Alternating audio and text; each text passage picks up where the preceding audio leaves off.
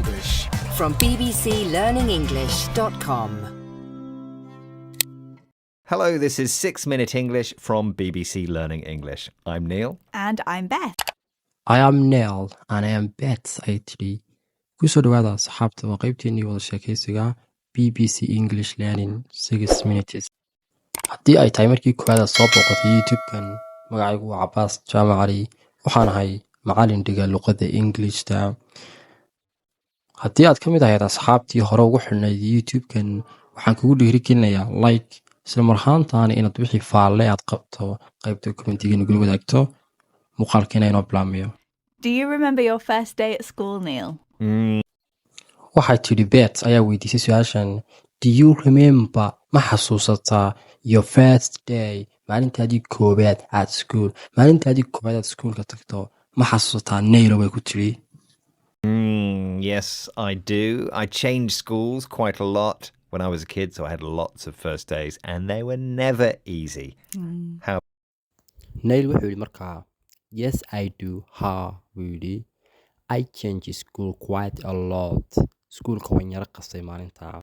intaa Neil wuxuu kusii daray markaa when I was kid markaan ahaa cunug yar so I had waxaan lahaa lots of first days waxaan lahaa maalimo badan maalinteedii koowaada taasi oo uu ka wado in iskuulla fara badan oo kala duwan la geyn jiray oo ay noqonaysay maxay maalintiisii koowaad iskuul walba buu yidhi haye and they were never easy manayna ahayn kuwa fudud yacnii maalimahan iskuulka maalinta koowaad ku tahay it's not easy kind of complicated. Never easy. How about you, Beth?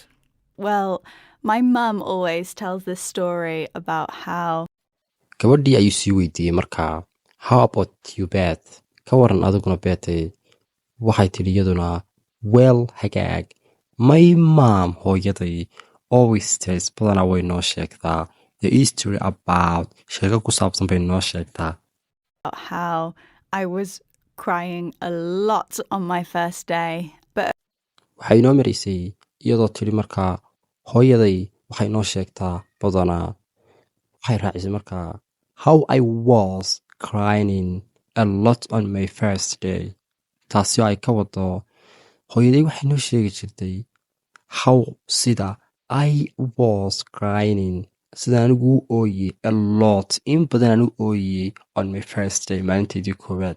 but apparently as soon as she left, I was quite happy. So But apparently as soon as she left I was quite happy. waxay tidhi halkana ba ama bet laakiin apparently sida iska cadayd as soon as she left markii sidaa nooga tagtayba I was quite happy xogaa waan yara faraxsanaa. waxaa laga yaabaa wax cusub inaad halkaa ku aragtay apparently waxa weeye seemly sida iska muuqatay oo kale. my mum spent the day being a bit sad and I was completely fine. My mom spent the day being sad.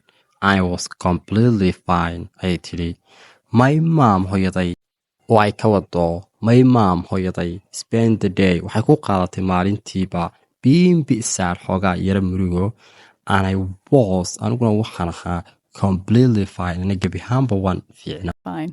Well, yes, starting school and making new friends is difficult for many children. Neil wuxuu ku jawaabay markaa yes haa buu yidhi starting new school bilaabidii iskuul cusub and making new friends iyo samaysashada saaxiibo cusub samaysashadoodu is difficult way ku adag tahay for many children caruur badan way ku adag tahay